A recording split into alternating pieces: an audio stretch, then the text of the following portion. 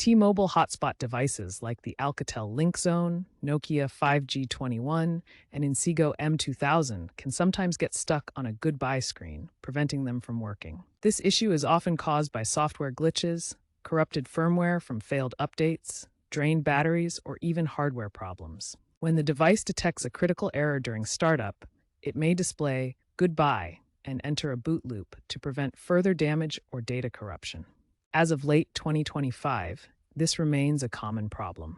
Firmware updates have reduced incidents by about 40%, but hardware fixes like battery replacements are still essential for long-term prevention. Start with basic troubleshooting.